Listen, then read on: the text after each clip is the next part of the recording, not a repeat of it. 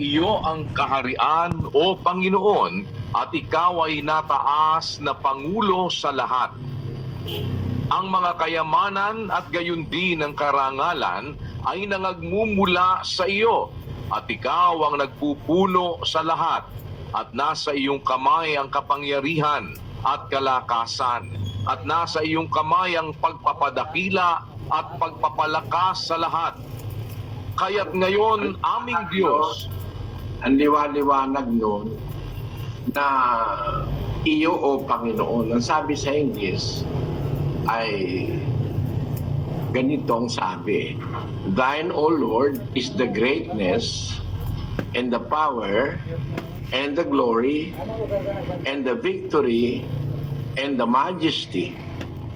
For all that is in heaven and in the earth is thine. Thine is the kingdom, O Lord. Thou art exalted as head above all. Yan. Sa Bisaya, imo o Ginoo ang pagkadako, ugang gahum, ugang himaya, ugang pagdaog, ugang pagkahalang doon. Kayang tanan nga naa sa kalangitan, ug ang anaa sa yuta, imo. Imo man ang gingharian o Ginoo. Ug ikaw ang gipahitaas ingon sa Pangulo ibabaw sa tanan. Lahat ng karangalan sa Diyos Ang ginagawa ng Katoliko, mas marami pang karangalan si Maria kaysa sa Diyos Kasi pagka mag-aral ka lang ng ginagawa ng Katoliko, turo ng mga pare, mag-rosaryo ka. Sa 59 buto ng rosaryo, 53 na buto para Hail Mary, isa lang sa Our Father, at 5 sa Glory Be Fatima Prayer. Ayan Alin ang mas madalas na pinupuri? Si Maria. Wala akong galit kay Maria, mga kapatid. Iginagalang ko si Maria bilang ina ng ating Panginoon. Pero para palabisin mo yung kapurihan para kay Maria, sabi nga ng kawikaang English praise undeserved is slander in disguise. Yung mga ibinibigay na glories and virtues to Mary, hindi sinasang-ayunan ng Biblia. Kasi tao rin si Maria nilalang din siya ng Diyos. Pero para lagyan mo lahat ng honor na which is due to the Father, pati yung laging tawagin ng Ama, ay laging tinatawag si Maria. Kaya sa rosaryo pa lang 59 ang 58 kay Maria. 53 na Hail Mary, 5 sa Glory Be Fatima Prayer. Kasangkot si Maria ron. Isa lang yung Our Father. Kaya makikita natin, mga kapatid, nagkaroon ng exaggeration ng Iglesia Katolika kay Maria. Pati lahat na ng mai-attribute sa kanya, pati ba naman itong babaeng ito na nakadamit ng araw, si Maria pa raw yun. Hindi totoong si Maria yan.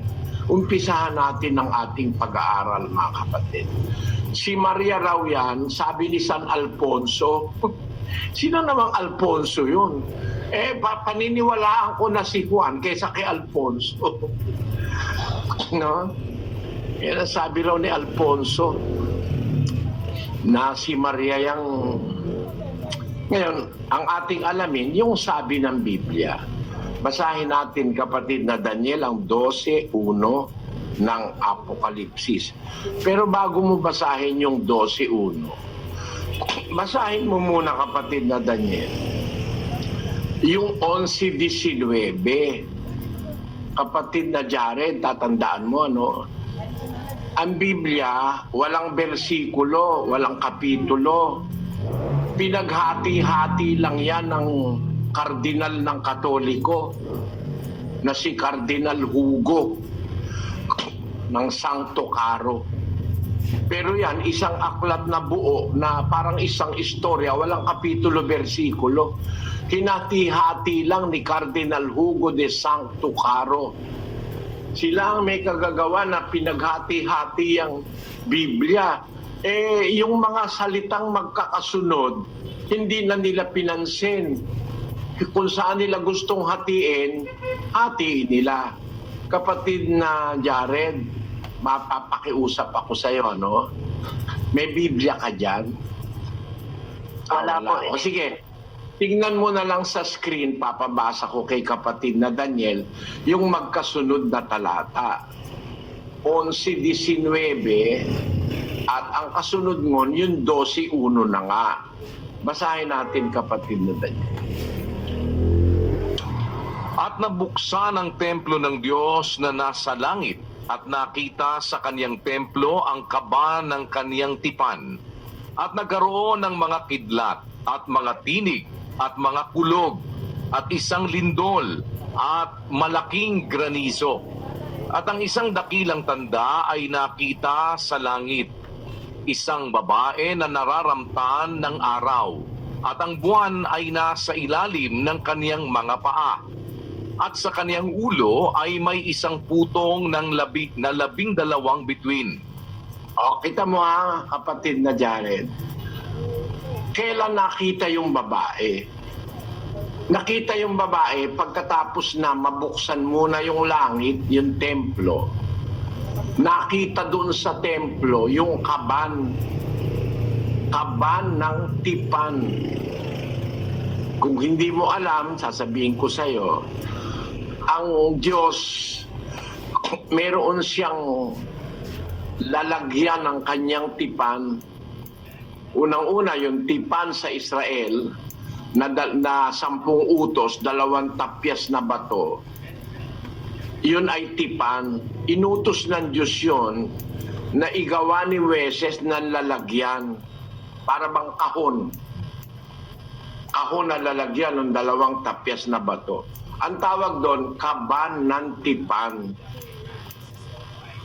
Basahin natin ang 4:13 muna ng Deuteronomio, kapatid na Daniel.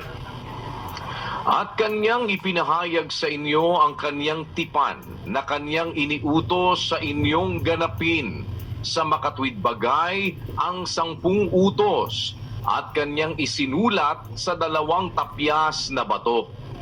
Ayan, yung unang tipan, isinulat niya sa 2 tapyas na bato. Bandang huli, dinala na ni Moises, noong sila ay nasa paglalakbay na galing sa Sinai, papunta doon sa lupang pangako, iniutos ng Diyos kay Moises, gumawa siya ng lalagyan ng tipan. Yun nga ang finally na naging kaban ng tipan.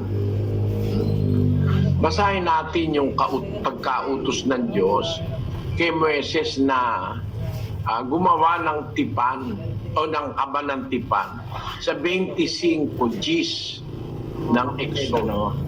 Pagkatapos na yung utos ng Diyos, ibinigay ng Diyos kay Moises sa 2 tapyas na bato, gumawa siya at gumawa sila nung tinatawag na kaban ng tipan.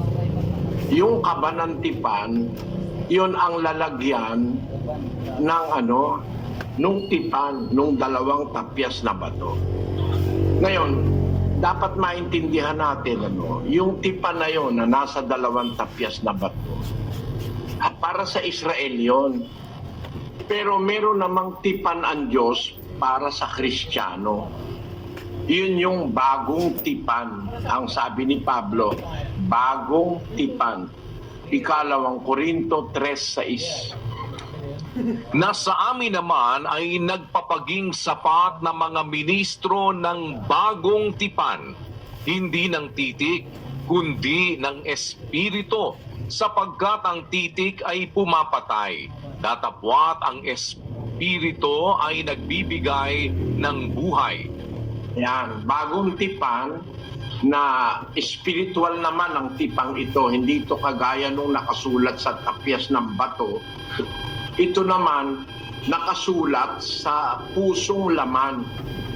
Itaas lang natin dyan din sa 2 Korinto 3. Ang sabi naman ni Pablo ganito, sa 3:3, kapatid na Daniel. Yamang nahahayag na kayo'y sulat ni Kristo na pinangasiwaan namin, hindi isinulat ng tinta, kundi ng Espiritu ng Diyos na buhay, hindi sa mga tapyas ng bato, kundi sa mga tapyas ng pusong laman. Ayan. Kaya meron 2 tipan. Isang tipan tinatawag dating tipan, yung lumang tipan, yun yung nakalagay sa 2 tapyas na bato, inilagay doon sa kaban